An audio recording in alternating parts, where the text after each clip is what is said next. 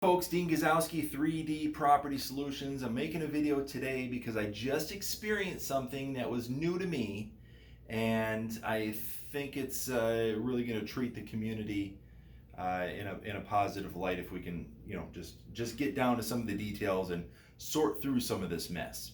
So, if you remember back when the COVID crisis started, I can tell you a quick story about the market went ahead and just shut down.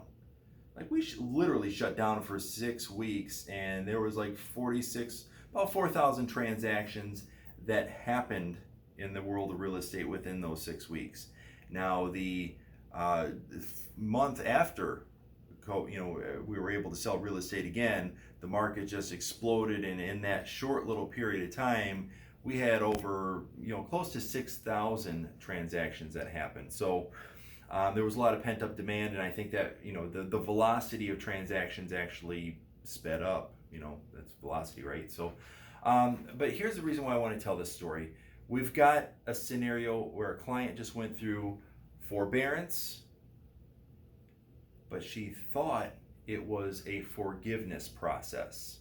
Now, if you remember back when COVID hit, not using an excuse here, but everybody was like, hey, don't pay your mortgage, don't pay your bills.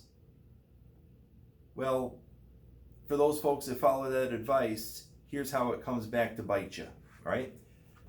And again, I'm not going to make this video to say, hey, we told you so, or like we're, sometime like we don't know. Like when people are figuring things out, including the government. I think the majority of folks out there can back me on this statement. There's a lot of stuff that just put out there, hey, let's just put a Band-Aid on it, we'll fix it later. And that's kind of how this came about. So, without making too long of a video, let's talk about how it compares forbearance versus forgiveness. Forgiveness is like, I don't know that there's a better term out there, but your relationship with Jesus. That's forgiveness. Everything's forgiven, right? That's a video for another day. Forbearance is, hey, we'll take care of it now, but you're going to pay us later. Here's how that wraps up. Delayed payments, going to go to a Uncle Sam. Everybody's got an Uncle Sam, right? I've got two of them. They're going to go ahead and pay the bill. But that's not going to go away. It's not going to dissolve. And it didn't dissolve in this particular situation. Here's what happened. Uncle Sam came along to pay that bill. Then he filed a lien in the form of something that's called a partial claim mortgage.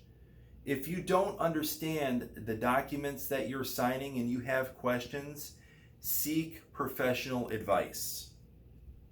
Simply put, okay? Read your documents. Some of that stuff, some of the words can be awfully confusing, and that's where attorneys might be, a good source of, counsel, so to speak. That's why we call them counselors. So, we got a partial claim mortgage.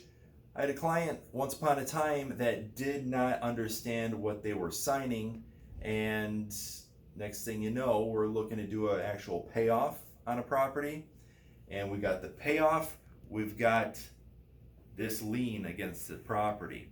Now, think of it like this. We've got clients that are in the hopper right now that have not made payments in 20 months, 18 months, and they still haven't been foreclosed on. But they haven't taken the forbearance program. They just haven't made payments. So in theory, you're sort of ahead of the game in a sense where you haven't made payments, and that's money in your pocket, or not outgoing. It's not an expense in your life.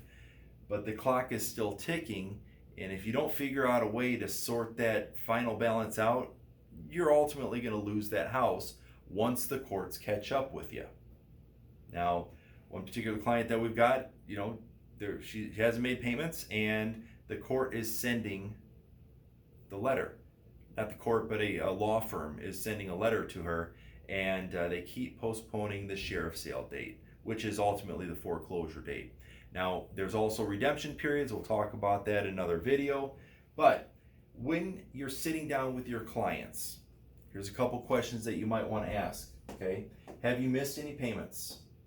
Now, this is specifically geared towards the investors in this world, right? But stick with me till the end here. Have you missed any payments? How many payments? That's going to give you, as a counselor, in a sense, a good mental picture of what's going on. And do your best, because this is potentially filled with shame, this scenario here.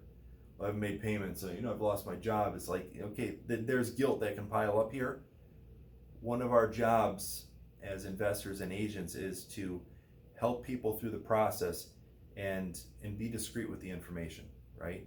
Let's not advertise. But the reason why we make videos like this today is because you should understand what's going on. And if you don't understand, reach out to somebody who can help you. And over at 3D Property Solutions, we're looking to be a resource for the community. So feel free to reach out to us anytime. Also, and we'll wrap up the video with this, who is sending you the court letters, the court date letters, all right? That's typically the law firm that is going to allow you to redeem the property, or if you communicate with them, it can help stop the foreclosure process. But you have to have a solution prepared to bring to them. Now, whether it's a cash offer from somebody like us, or if you're in a situation where you can actually sell the house and still retain some of that equity while you haven't made your payments for a period of time, that's also something to really consider. So reach out to us if we can be a resource for you. But remember, there's always something behind. There's always some sort of a hook behind the government money that's put out there. Sometimes they're grants and they're completely forgiven, but you've got to understand the difference between grants, forgiveness, and forbearance. So that's Dean Guzowski coming to you with your tip of the day in regards to forbearance, and we'll catch you in the next video.